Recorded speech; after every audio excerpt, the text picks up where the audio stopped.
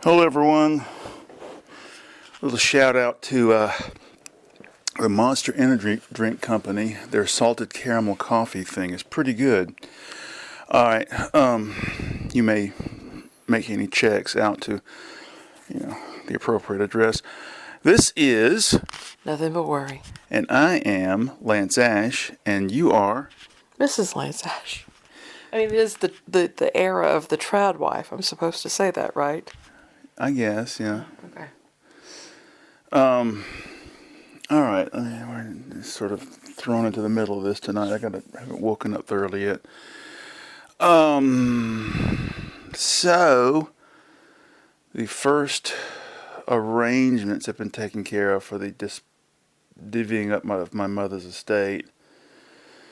It's a lot of headache, a lot of stuff to sign, and I don't know what all the tax man wants to get his share and all that shit.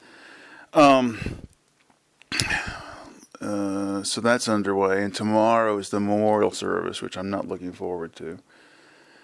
Well, the good news is that our estate is not in excess of $13.9 million, which is the threshold for inheritance tax for the United States. So since we're well short of that, there will not be any inheritance tax except on the IRA disbursement, and that's a 10% penalty because it's a non-spouse inheritance. So trying to think now. I've had like 3 or 4 3-day weekends in a row, and this is the last one for a while. So it's back to pain and suffering. Yeah. So I'm trying to think if there's anything else current happening or happened. I want to welcome Jimmy Kimmel back to television. And you said Sinclair has agreed to start showing his show in their regions. One of them has agreed and the other one has not. The other one has probably been threatened by Trump to toe the line. So what I found out today was the merger that is proposed would violate certain restrictions on how much of a market share you can hold. And so in order to do this merger, they have to waive all the rules that are in place. And we know with a convicted felon as president and him throwing out the Tom Homan $50,000 bribe that it's just a matter of kissing the right ass. So. Yeah. All right. Let me think. I didn't know we were going to be doing the show this early, so I can't think what we're supposed to be talking about. Well, how was your week? My week was rough because they still haven't given us any proper equipment or fixed the equipment that we do have at work. So it's just like, trudging along. Short-staffed, and even more short-staffed this week because somebody's out. They made this happy announcement that we're going to be getting a new employee on the 18th. And oh boy. I turned to somebody and I said, I'll bet you $5 that this new person is going to be either worthless or he's going to walk in the door and go, I'm required to do what? With no equipment? You expect me to do what? Oh, no. I come from a facility where everything is fully equipped and fully maintained. What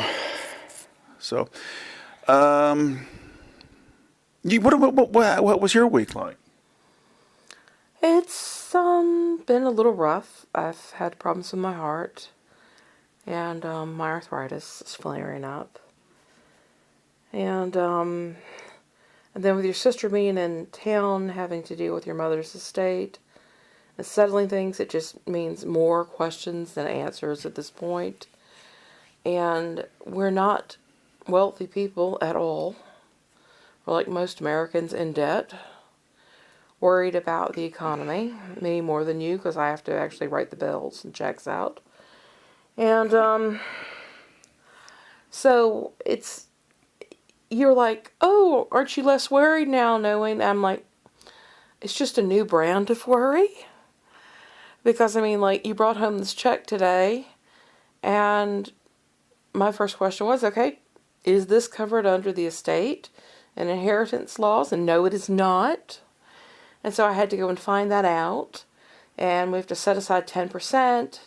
And then I have to do extra paperwork. And since I'm not going to be able to file for free next year, I'm going to have to pay somebody not just a baseline tax thing. I'm going to have to find somebody qualified. So it's going to cost us God knows how much to do our taxes next year because I have this one little thing. And if the estate's closed by the end of the year, then I have to file additional paperwork because we've decided that our children should have some money. And so we would give money to our children and I have to keep it within certain limits, but yet I still have to pay.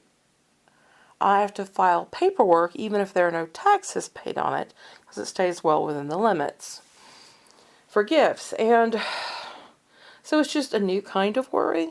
Mm-hmm. I was reminded today of a story you used to tell about a payday. Years ago, you were working as a mail clerk or something at UGA, and you had an account at the UGA credit union. And you managed to save up some small amount of money. You want me to tell the story? Yeah, I would. Okay. I would have been about 22, I think. And yeah, that's about right. And so I was working at the university, and they had an employees credit union there, and I joined the credit union and started squirreling away a little bit every time. And I was so proud of myself because I finally done something mature, and I managed to save up $300. Now, I was a carrier for the campus mail contract station on the university, and on my route, a friend of mine worked at one of the buildings on my route, and he would meet me on the loading dock every day when I was taking the mail in. And like an idiot, I told him, I'm so proud of myself, I've saved up $300. Okay, so the next day when I go, he's there on the loading dock with his wife. And I immediately knew what was up. And he goes, about that money you saved up in the credit union, do you think we could borrow it? And I said, no, there is no way in hell. And the unspoken part was, because you'll never pay me back. And I guess that was step 2 of the maturity process. But the story continues. You went over to his house later. Oh, that's right. He and his wife were constantly moving from one apartment to another. Because they couldn't pay their bills. And I go over there. This is, I don't know, it wasn't right away, but, a couple weeks later, maybe. I go in there. I go to visit him in the new apartment for the first time. I'm like, oh, it's a new apartment. I'm taking a look around. And I open up the door to one of the spare bedrooms. And on a makeshift table was a 7-foot wide remote controlled airplane that he was putting together. And I thought, you want to borrow all the money I've saved up, but you have money to blow on this nonsense. Unbelievable. Yeah. I was talking to my daughter today, asking her, if we do this, then this, that, the other. I said, what would you like for us to do for you? And it reminded me of a story. Years ago, my grandmother died. And her husband had gone before her. And the money that they had and stuff had gone to taking care of her. And by the time everything was finished up and everything was divvied out, there was $2,000 for each of the 4 children. $2,000, that's it.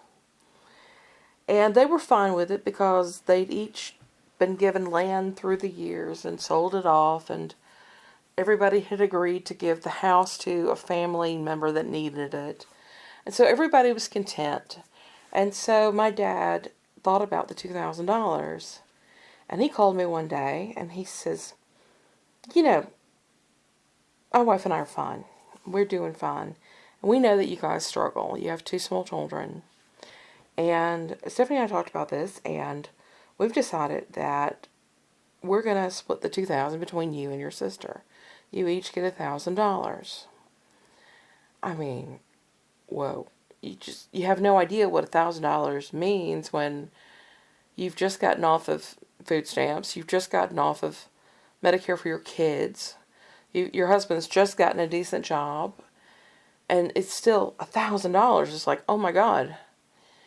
And so I thought long and hard. We put a little bit of money into savings, and then we took the rest and we bought things that we needed. We got some work done on the car, and then I took a couple $100 and I bought necessities. And I bought necessities that I knew we'd need and that we'd use over a long period of time. And I bought them in bulk. Because at that time, we had so little money that when we went to the grocery store, I played a game where I tried to get as many things for under $1 as possible. If we spent $100, my goal was to have more than 100 things, items purchased. And so I decided, okay, we're so broke that we're going to take this money and we're going to buy some things in bulk. So the next time I have to buy something, I'm able to afford to buy it in bulk down the line. So I bought 15, 20, 30 things in bulk. And when one of those things in bulk would run out, I had all these extras of all this other stuff, so I was able to buy something in bulk the next time and continue saving the money. When I told my dad about that, he was like, your grandmother would have been so proud for that strategy, And when I was talking to Reed today, I was like, I want to know what's going to work best for you. But what's going to help you the most? And she and I talked about it. And it felt good being able to talk about it. But like I said, we've got to finalize everything, Well, a lot of people at the upper end of the economic scale they have no idea. don't understand how just $1,000 Yeah. can change somebody's life. And it's amazing to me that there's an old trope, I guess you'd say, from the turn of the century up until maybe the 20s, 30s. You'd see it in old movies. You see it in old cartoons. And it's some wealthy person, some well-to-do person giving money to a beggar and going, don't spend it on drink. And that idea is still prevalent amongst the Republican Party. Yeah. Well, if we just give money to these poor people, they're just going to blow it on drugs and liquor and gambling and nonsense. You don't know. They have no idea. They think, well, they're on welfare. They just have it easy. Okay, you think it's so fucking easy. Why don't you try living like that for a month or two?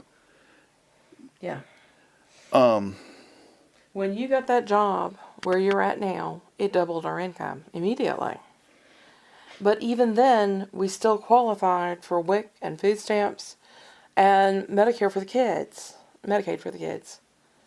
And we were still transitioning into getting your insurance and getting everything done. And it was a relief, but we had to be very careful. And so one of the first things I did was I took the money that we would have been spending on your parking per month. It was going to be $50 a month to park at the UGA UGA services. I said, well, we would have had to have spent that if you'd stayed over there at UGA. I took that and I just put it into a thing so we could buy a savings bond. Several years later, I pulled out this notebook, and inside of it were all these savings bonds. So I was able to use that for a deposit, a down payment on our house. Because from the very get-go, I started like, okay, would have had to spend that money anyway on this, so Here's that $50. And we used it to go towards the down payment on the house. So that really helped. They assume that people are going to go out and spend it willy-nilly. And the fact of the matter is people go out and they get their car fixed for the first time. That they've been driving around on bald tires. I remember having to sit with Dave one day. We had stopped working and he had to go and get new tires. And I thought, okay, I want to take him up to this place. And he goes, no, not that place. Down further. And I'm like, what is this place? He goes, they sell used tires here. I'm like, Dave, you're buying used tires? He goes, that's all I can afford. It's like, what the hell? Well, yeah, right when I quit the university, they were about to institute this policy that every employee had to pay for parking. Even with those who weren't in the And the thing is, circle. where our building wasn't on the main campus. It was out on this road, and where we parked, there was no need for us to have to pay for parking. You didn't have to worry about somebody stealing a space. Well, it wasn't like we were competing with students for a space. Yeah.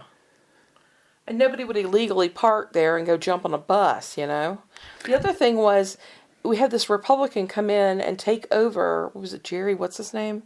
Took over the presidency, and he immediately announced they were going to raise the cost of health insurance for all employees. And between the $50 a month for parking and $50 for the raise in the health insurance cost, we weren't going to be able to afford for you to work there anymore. And you just happened to get a call going, hey, we've got a job for you. Come work for us instead. And we're like, okay, yeah, all right, fine.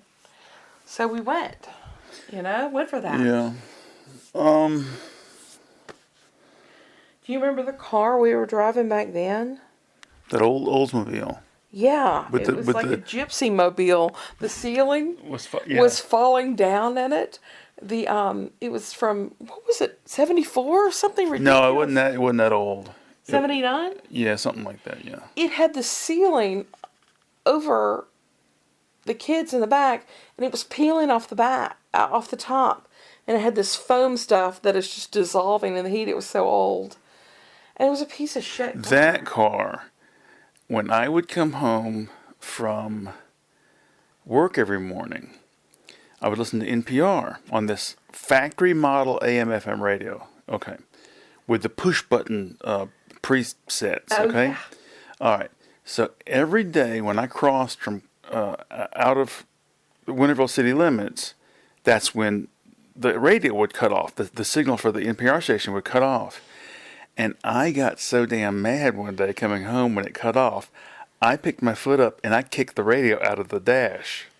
I was not happy with you. God. That was the car. One of the few good things was the air conditioning worked. It was ice cold. And then we took it to the shop to have some other work done, like a distributor cap replaced. And the assholes broke part of the AC unit by slamming down their wrench on it and sheared it off. So they gave it back to us, and the AC doesn't work. I'm like, what the hell's going on? And it was $400 to replace that such and such. Then I took it to another shop, and they're like, there's no way your AC just stopped working. Let me show you something. What were they doing? And they explained that the guys had basically taken their torque wrench and pulled it down, and they didn't maintain the tension on it, and it slipped, and they had cracked the fucking part of the AC unit off and broken it. And we never went back to Carcraft on Hawthorne in Athens, Georgia ever again. Well, I stopped going there because that's why we stopped going there. I had taken it there for something, and my dad had to drive me to work, and I'm on the I know what the owner. I called him and he's like, well, it's going to cost so and so to get whatever fixed, and I said, well, is there any way that you can take payments? Oh no, we can't do that because we have to pay up front for these parts, and we have to have the entirety of the payment in advance, and blah blah blah blah blah. So I called the mechanic, and I said, now look, don't do any work on the car until you give me an estimate. So I'm driving home with my dad, and he's on the phone with his cell phone, and the mechanic says, he said, well, it's going to be so and so. I said, well, I can't afford that. He goes, well, it's already going to be like $100. I said, what are you talking about? Well, we had to open it up to find out what's wrong with it, and that cost money. And my dad gets on the phone. Didn't he tell you not to do any work until you were giving him the estimate? So, and the mechanic goes, well, why can't you just make payments? And I said, because the owner says he won't do that. And the mechanic goes, oh, okay. He says, well, I'll talk to him about that. Now, don't trust any business that's a car mechanic place where the mechanics show up to work in suits and ties. That's the kind of high-end joint this was. I used to go there a lot. They're just snobs, assholes. So,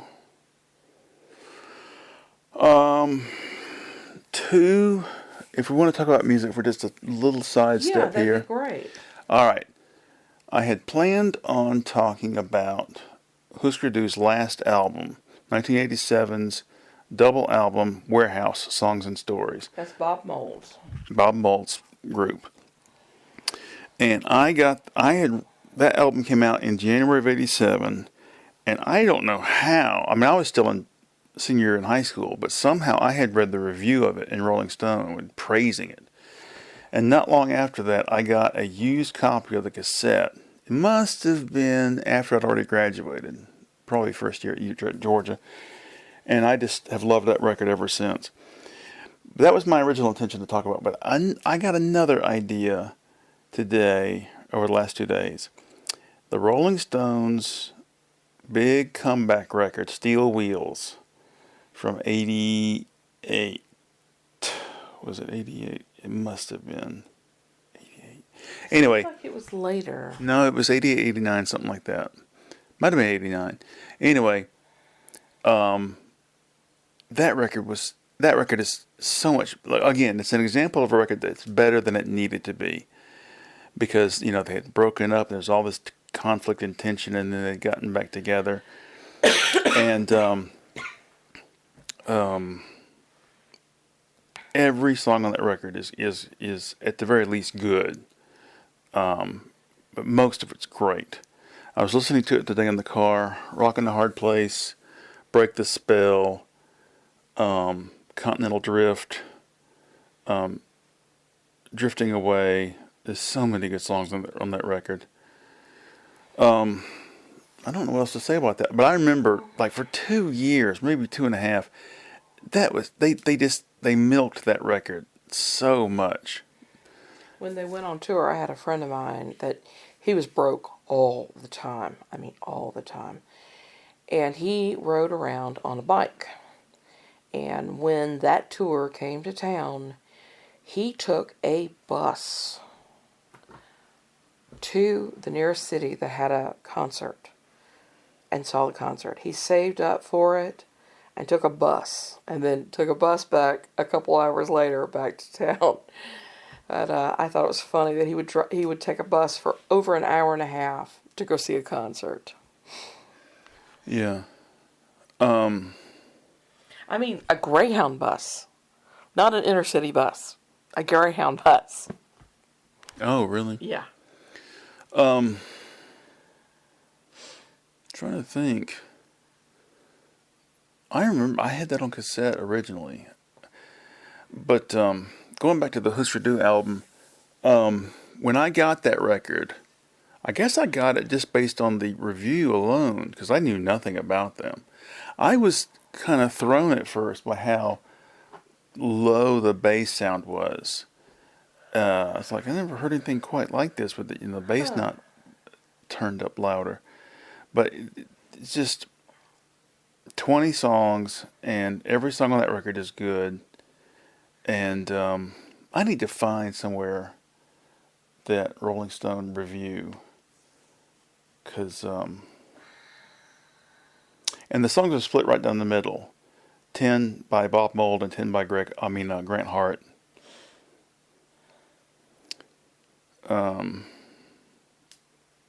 Floated Away. Oh, the best song is the last one. You Can Live at Home. It's just almost sort of like a jam. That I mean, that's not devoid of bass, but the bass line in that record is particularly cool. The way it drives the song. I don't know what to say about it. I'm not, you Well, know. my dad sent me some pictures this week. They were from back in the 80s. And I was grown. My sister was grown. We were both driving. I remember the outfit that I was wearing, the way the shirt felt and everything like that. And when I looked at the pictures, there was this one picture over at Jim and Julie, some family friends. And behind us was their music set up. And they had a stereo system. And they had the record player on top. But in front, they had cassettes. Dual cassette thing. And it got me thinking about CDs. And the first time I'd heard a CD and the transition from cassettes. But it also took me back further. When we moved from Germany to Georgia, we had a reel-to-reel system. And you had these tapes that were in boxes, just thin little boxes. And the boxes were maybe 5 or 6 by 5 or 6 inches. And then after that, my dad traded out and he got one of those stacked stereo systems. So it was each a different component. We've got one here. And the top was always your album. And then the second part was the bottom was usually your tuner. And the second part was something like cassettes. And so I was able to kind of place the dates of when this would have happened, this picture. But then I found out that CDs actually come out a little bit earlier than this. I remember the first time I heard a CD. Me too. My dad and I were driving down to visit his folks for Thanksgiving. And he and I were just going on alone. It was just us. And this was a point where I was able to do what I wanted on my own as a young person. And so I chose, I'm not going to go and spend it with my mother and her family. I want to go with my dad. Because my mom had always hogged our attentions and punished my father. And so I told my dad, I said, I want to go to Thanksgiving. So we'd gotten on the road. He goes, I want to show you something. He said, you probably wouldn't know this, but this is a new stereo system for my truck that we're in.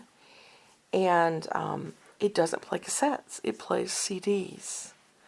And he paused at this intersection and he took out the CD. And he said, this holds 80 minutes music. And unlike an album, you don't have to flip it over. And he put that CD in. And he said, I don't have to worry about it now. He introduced it. It was some classical piece. And he goes, listen to this. And it sounded amazing. And he was so pleased because there was no crackle. There were no pops. You didn't have to go and dust off the album. You didn't have to flip over a cassette and hope that the tape was tight enough. And it sounded so good. And sometime shortly after that, I went to visit him. He was living in Snellville. And he was so proud of himself. He goes, look what we've done. And they had this couch that was inset away from a wall. And behind the couch was a sofa table. And it had multiple layers. He said, I've now officially swapped out my classical music section cassettes. And now it's just CDs. And he had boxes set aside with the old plastic containers where you would, organize your cassettes. He said, I didn't realize it would look this empty, but there's X number, and he had just dozens upon dozens of CDs. He goes, I got them all swapped out. Come to find out, classic music aficionados were so keen on the sound that one of the first things that music companies did was they swapped over classical music. Mm-hmm.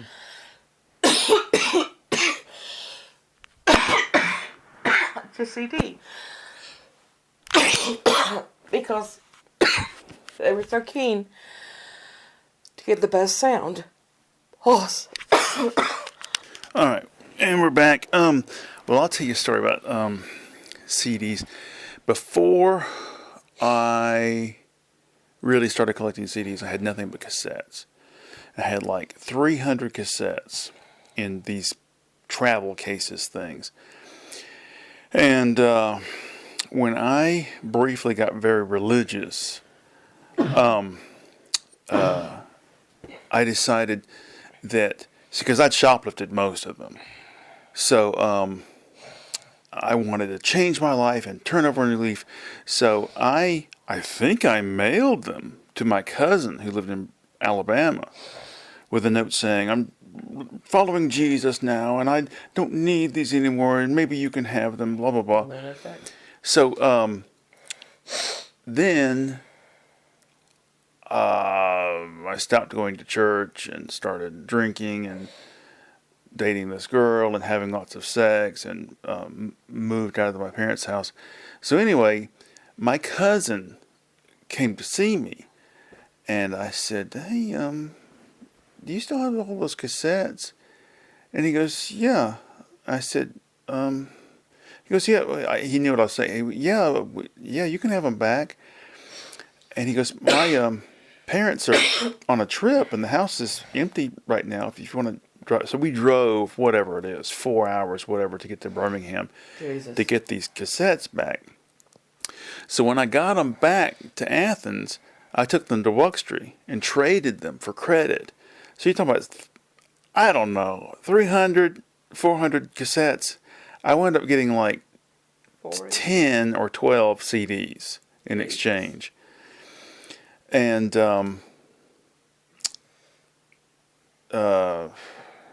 anyway, so I think that really was the beginning of my CD collection. But I'll tell you something. Okay, going back to my mother's estate, my mother has, God, I don't know. It's got to be thousands of family photographs. So my sister's daughter, is helping her scan them all into some digital folder so I can have copies of them. And I said, so she sent me a photograph today in an email. It's of me. I must be 4 years old. It's a trip we took to Six Flags in Atlanta. And I told her, now look, this same trip to Six Flags, I want you to be on the lookout for the specific photograph. They used to have, I don't know if they still have them or not, but on the rides, they used to have like a little wooden two-dimensional statue of some cartoon character standing outside where the line begins, and he'd be holding out a finger or a wingtip and saying, "Hi, folks, you must be at least as tall as my finger to ride this ride." And my dad, when I was a kid, thought I was the biggest sissy. And there's a photograph he took of me, and I'm standing underneath the finger, right, crying because I'm too short to ride the ride. And he thought that was just hilarious. This is an example of what a sissy my son is. So I said, be on the... mean. Yeah, well... So I told her, be on the lookout for that photograph. So I want to get that. If I can find that photograph, I'm going to post it somewhere. Anyway, the first CDs I ever heard, my cousin's stepfather was big. He was kind of like your dad into audiophile stuff and music. And he had one of those little early, tiny little CD players that you would just run through the stereo system. And the first, he had 3 CDs, and the first CD I ever heard was one of these 3, either Dire Straits' Brothers in Arms, or Tina Turner's Private Dancer, or Sade's first record. I think that's all he owned at that time. He also had a Betamax VCR, and he had Playboy put out a series of video cassettes of like a videotape version of the magazine. Here's an interview with I don't know, Mel Gibson, and here's the Playmate of the Month getting sprayed with a hose or something. I remember they had when Duran Duran's first album, the big hit off that was Girls on Film. And the original video was sort of R-rated because it showed a nipple being rubbed on an ice cube. And they had the original, video for that song on there. Who was this? Duran Duran. Oh. Yeah. Oh, exciting. Well, my dad was married to somebody who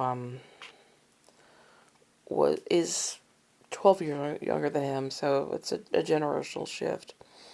And while she likes classical music, a lot of the stuff that she had was rock and roll. Just flat out rock and roll. A lot of jam bands. And so it took her a lot longer to swap over her music into CDs because a lot of the older stuff just didn't get re-released on CD. It wasn't until the 2000s that she ended up getting all... there's 3 or 4 box sets of Neil Young stuff. Because they just hadn't been released prior to that, And so what she'd had of his stuff had been on album or cassette. And it took a long time. But I remember it was probably about 1990 going to visit my parents. And she had just gotten a re-release of Traffic on CD. And it was Low Spark of High Heel Boys. And I remember listening to that. And that sound coming out of my dad's speakers, because he had a really decent system. It was so good.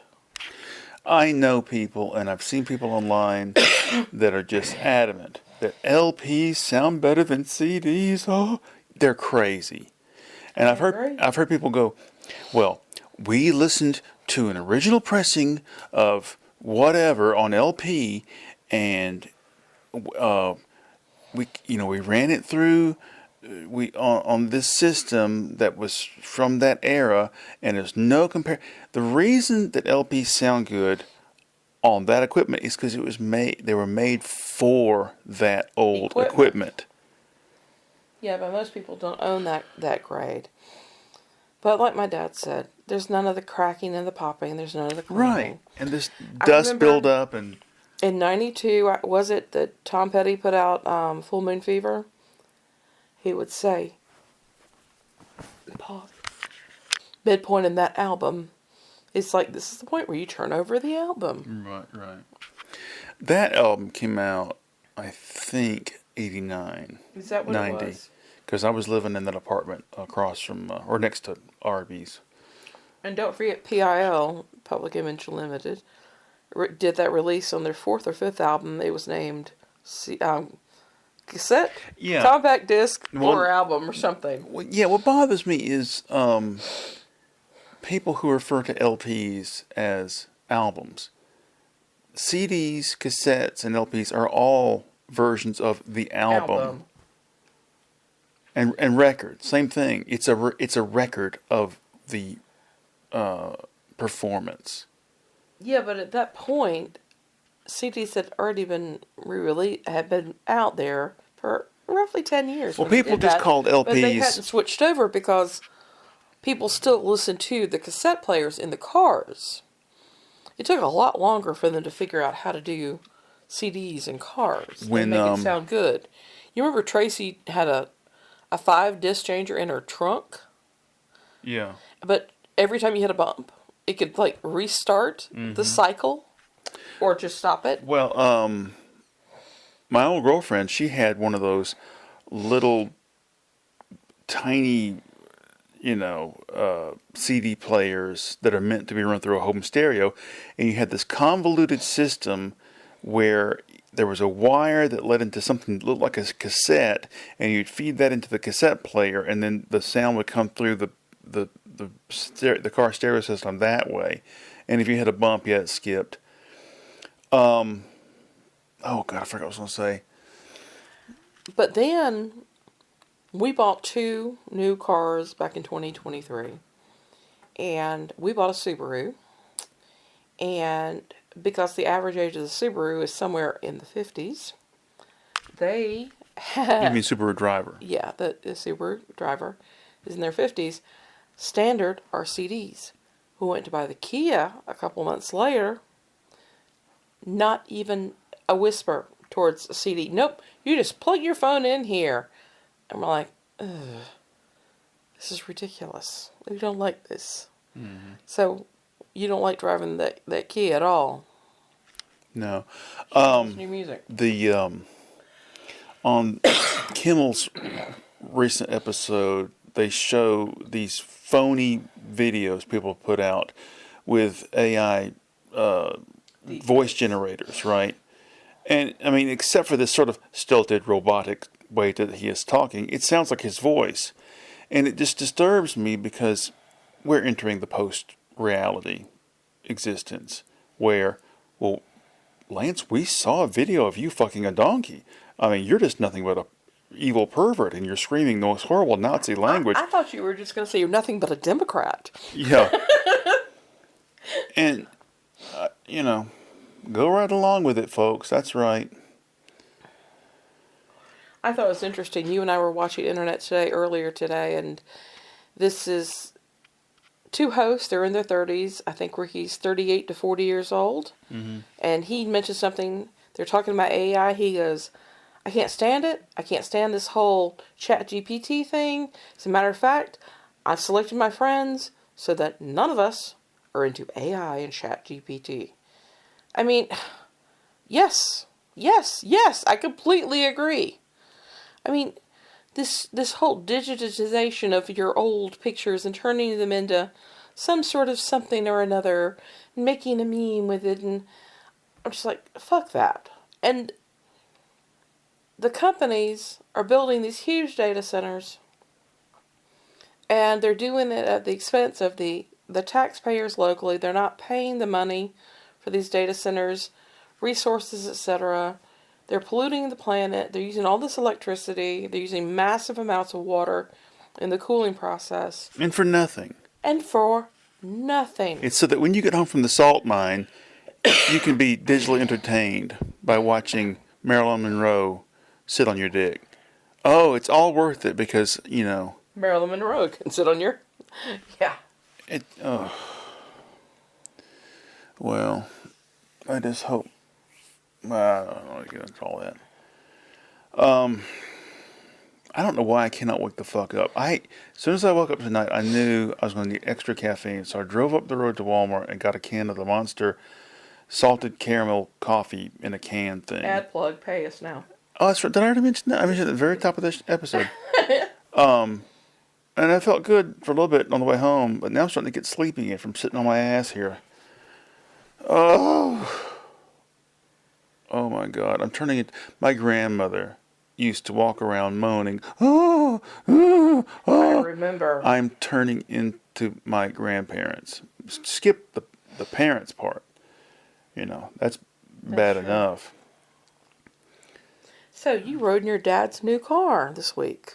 Yeah, my dad's got a Toyota Avalon, and it's the hybrid. And because my sister had the day before yesterday, Had to file probate. Had to go down and sign something on the probate at the probate court. So I went over there and she drove. I said, "Is this your car? You drive this all the way from Montana?" "No, this is Daddy's car." And what did she say about him?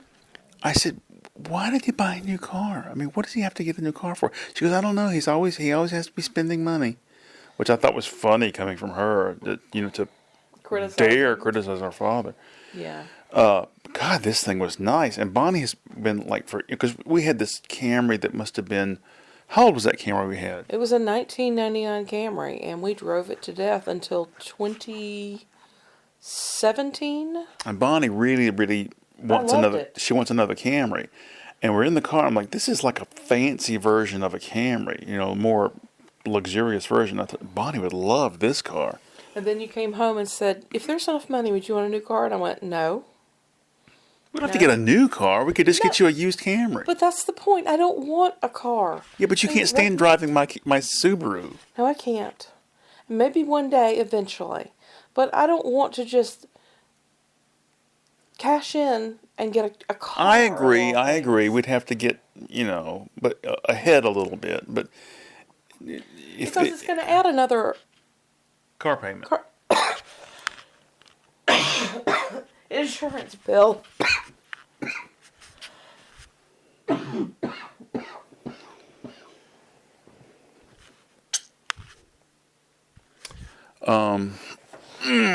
Let's see here. Let's see how much. Okay, we've been recording 45 minutes. You want to call it quits? Yeah, I think I do. All I'm right. starting to. My pills haven't kicked in. Starting to gag everywhere. Yeah. And this Supercall is not helping suppress the cough. No, Supercall doesn't suppress cough. It's just for a sore throat. The one I pulled says cough suppressant. Well, in my experience, they're good for doesn't seem to work. sore throat. They really do work on sore throat if you just let them. For sore throat. But another promotional plug if you want to send us some money. Yeah, send us money. We need money. I'm currently reading several things. One of the things I'm reading is Hunter Thompson's account of the 72 presidential campaign. It's 505 pages in paperback form, and I'm about 2/3 of the way through it, and I get to a page that's blank. I'm like, oh, there's this, I turn the page, and it's a different sentence. They just didn't print a page. Page 327. So I skip ahead a little bit, and there's a couple more pages that are just blank. Yeah. So This is insane. So I got to order a hardback copy from the library, and so I can finish the damn thing. I'm reading a follow-up to Jean Le Carré's George Smiley series. It's written by his son. It's pretty good. It's definitely got a similar feel. I don't know if I'm a big fan of his son overall, so. Yeah. All right. Well, I have other shit to do, so let's call this quits and start making the video. All right. Well, good night. Good night.